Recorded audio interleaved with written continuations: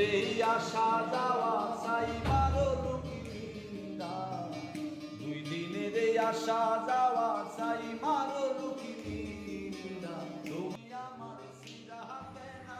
জনপ্রিয় কণ্ঠশিল্পী খরজন্মা বাউল শিল্পী পাগল হাসানের দ্বিতীয় মৃত্যুবার্ষিকী আজ তাকে ঘিরে তার শিল্পী বন্ধু স্বজনরা স্মৃতিতে পাগল হাসানের শিরোনামে এক বিশেষ আয়োজন করেছেন।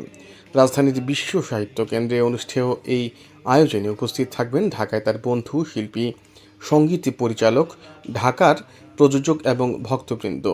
ঢাকা ছাড়াও সুনামগঞ্জের শিল্পকলা এবং ছাত্রকে তার নিজ গ্রামে মিলাত মাহফিল এবং অনুষ্ঠানের আয়োজন করা হয়েছে। আসমানে যাইও না রে বন্ধু গানটি যারা শুনেছেন তারা পাগল হাসানকে চিনতে পেরেছেন।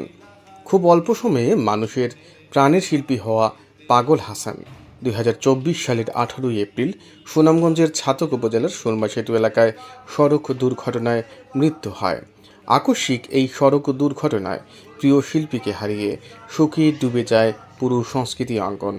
স্মৃতিতে পাগল হাসান আয়োজনটি প্রসঙ্গে এই আয়োজনের অন্যতম উদ্যোক্তা সঙ্গীতশিল্পী জুয়েল মুর্শিদ গণমাধ্যমকে জানান, মূলত বন্ধুদের উদ্যোগেই এই আয়োজন। প্রতি বছর আমরা তার জন্মদিনে তার স্মৃতিতে উৎসব করতে চাই। গত বছরও তার গ্রামের বাড়িতে পাগল হাসান চত্বরের পাশে আমরা অনুষ্ঠান আয়োজন করেছিলাম। সেখানে আসিফ আকবর, পারভেজ, কিশোর পলাশ গান করেছেন। মৃত্যুদিনে তাকে আমরা স্মরণ করতে চাই, জানাতে চাই তাকে নিয়ে নতুন উদ্যোগের কথা। পাগল হাসান স্মরণে এই উদ্যোগে স্মৃতিচারণ ছাড়াও অপ্রকাশিত একটি গান প্রকাশ করা হবে। জানা গেছে তার মৃত্যুর পর পাওয়া অপ্রকাশিত গানের সংখ্যা 20টির মতো, যা আরও বাড়তে পারে বলে জানা যায়। এই গানগুলো নতুন প্রজন্মের কাছে ছড়িয়ে দিতে এই আয়োজনে আমন্ত্রিত হয়েছেন নতুন প্রজন্মের সঙ্গীত পরিচালকরাও। পর্যায়ক্রমে তার অপ্রকাশিত গানগুলো প্রকাশ করা হবে পাগল হাসানের ইউটিউব চ্যানেলের। পাগল হাসানের মৃত্যুর পর এই উদ্যোগের ধারাবাহিকতার মাধ্যমে প্রকাশিত হয়েছে মাতুলি, 2, দুয়ারি মাইয়া, লালন ব্যান্ডের সাথে কুলুবুরেশনে বাগানের মালি সহ বেশ কয়েকটি গান। পাগল হাসানের ইউটিউব চ্যানেল থেকে যে আয় হয় তা থেকেই এই নতুন গানগুলো প্রকাশ করা হবে। টেলিভিশনের কর্তা ব্যক্তিদের আমন্ত্রণ জানিয়েছেন তারা। পাগল হাসানের গানের অনুষ্ঠানগুলো থেকে প্রাপ্ত আয় তার পরিবারের কাছে যায়, তার জন্য তারা উদ্যোগ নিয়েছেন। মাত্র 33 বছর বয়সে পাগল হাসান লিখেছেন অসংখ্য বনমি গান। 2011 সালের সুনামগঞ্জ শহরের বাসিন্দা লুৎফা বেগমকে বিয়ে করেছিলেন পাগল হাসান। তার সংসারে 2 ছেলে আছে।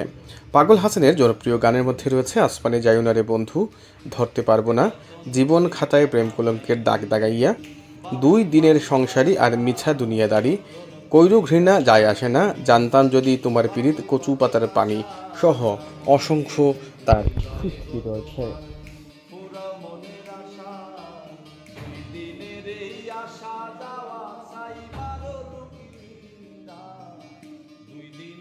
আসা যাওয়া সাই মারো লুকিনা, তোমার প্রেমে মইরা গেছি জিন্দা, তোমার প্রেমে মইরা গেছি জিন্দা, কে বোঝে পাগলামি আমার সিরাতে না ফিন্দা, কে বোঝে পাগলামি আমার সিরাতে না